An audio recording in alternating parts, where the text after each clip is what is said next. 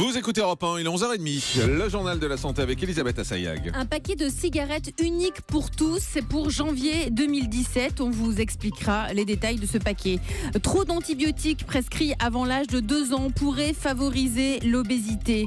Et puis, halte aux blagues sur les blondes. Des chercheurs révèlent que les blondes ont un QI supérieur par rapport aux rousses ou aux brunes. Évidemment. Et tout d'abord, avis aux fumeurs, les décrets d'application de la loi santé ont été publiés cette semaine et ça concerne le paquet neutre. Au 1er janvier prochain, il n'y aura plus un seul paquet classique dans les bureaux de tabac. Nous sommes le second pays au monde après l'Australie à faire cette révolution. Écoutez les détails de ce paquet neutre par Ève Roger pour Europe 1. 1er janvier 2017, retenez bien cette date, parce que c'est à compter de ce jour que les fumeurs ne trouveront plus chez leur buraliste leur paquet de cigarettes favoris, seulement de monotones rayons remplis de ces fameux paquets neutres. Ces paquets de cigarettes, tous de la même couleur, vert olive, sans logo, avec le nom de la marque écrit en tout petit et recouvert aux 2/3 d'avertissements sanitaires encore plus chocs qu'auparavant. Et tant pis pour les buralistes, s'ils ont encore des paquets à l'ancienne dans leur réserve. À partir du 1er janvier de l'année prochaine, ils ne pourront plus les mettre en vente.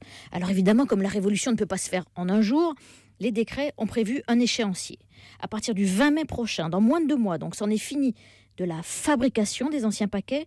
Les industriels seront obligés de ne produire que des paquets neutres, mais ils auront encore 6 mois jusqu'au 20 novembre pour écouler leur vieux stock. Pendant cette période, il y aura donc une cohabitation dans les linéaires entre les emballages à l'ancienne d'un côté et les paquets neutres de l'autre qui commenceront à arriver au compte-gouttes. Enfin, à partir du 20 novembre, plus aucune livraison des anciens paquets. Seuls les buralistes auront encore le droit de mettre leur dernier paquet en vente jusqu'au 1er janvier 2017. Les attentats de Bruxelles ont réveillé le choc des attentats de Paris. Oui, ces attentats ont un impact dans nos modes de vie, dans nos comportements. Nous en parlions hier, justement, dans le Grand Direct de la Santé. D'ailleurs, samedi prochain, à Paris, devant chaque mairie, des initiations aux premiers secours seront données gratuitement. 3500 places, 1000 inscrits seulement. Pour le moment, ça s'appelle un samedi qui sauve. Trop d'antibiotiques avant 2 ans favoriserait l'obésité. Une nouvelle étude menée par 2 universités américaines met en lumière un autre effet de l'utilisation massive des antibiotiques prescrits en trop grande quantité avant l'âge de 2 ans expose l'enfant à un risque d'obésité décuplé. Les chercheurs ont étudié les prescriptions faites aux enfants durant les 2 premières années de leur vie ainsi que l'évolution de leur courbe de poids au fil des ans.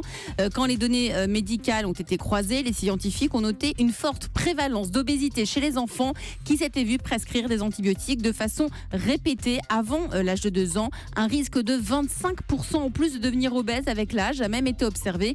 Conclusion, un microbiote, c'est-à-dire la flore intestinale endommagée, augmente les risques de surpoids. 2 médicaments anti-nausées ont été soumis à des restrictions en raison d'abus. Il s'agit de la molécule diménhydrinate. On est en direct, on peut pas refaire. Que l'on retrouve dans les médicaments que vous connaissez peut-être, le Mercalm et le Nausicalm. Ce sont des antihistaminiques indiqués dans la prévention et le traitement du mal des transports et des nausées passagères. En raison de l'utilisation abusive de ces médicaments, l'Agence nationale de sécurité du médicament a décidé de les rendre disponibles seulement sous ordonnance. Des chercheurs américains ont prouvé que les blondes ne sont pas moins intelligentes que les rousses ou les brunes. Et oui, ça suffit les blagues et les clichés sur les blondes. Il a fallu que des chercheurs se penchent sérieusement sur la question pour enfin démontrer que les blondes sont tout aussi intelligentes et même plus que les autres femmes blondes ou russes. Blondes ou rousses. Rousses, pas russes. Les résultats, surtout qu'elles sont souvent blondes. Les résultats ont été publiés dans la revue Economics Bulletin. Ils soutiennent même que leur QI, leur quotient intellectuel, serait au-dessus des autres. Leur QI est de 103,2 en moyenne contre 102,7 pour les cheveux châtains, 101,2 pour les rousses et enfin 101,2 pour les brunes. Donc stop les préjugés sur les blondes. Oui, mais attention quand même, attention aux brunes.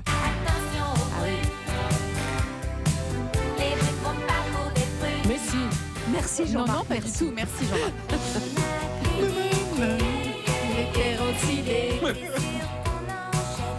Avec ses blondinettes. Autrement, j'avais ça aussi. Qu'est-ce qui fait pleurer les blondes?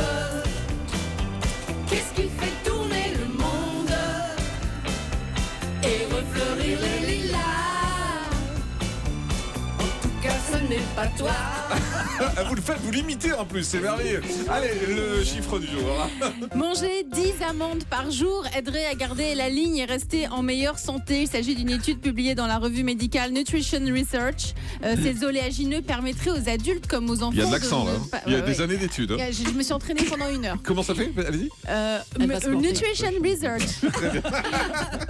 Les amandes sont réputées pour protéger notre santé cardiovasculaire, agir sur notre cholestérol sanguin. Pourquoi? Bien parce qu'elles ont du potassium. Leur vitamine E nous apporte des propriétés antioxydantes qui aident à protéger les cellules contre le vieillissement. Donc 10 par jour permettent de garder la ligne, n'est-ce pas, Dr Cohen? Oui, 30 grammes d'amandes égale 210 calories à chaque fois. Oui, mais c'est meilleur qu'un paquet de biscuits. Mais allez, arrêtez. Julie. Alors 10 par jour, on en mange 9, c'est très bien. Et puis la 10e, elle est toujours rance.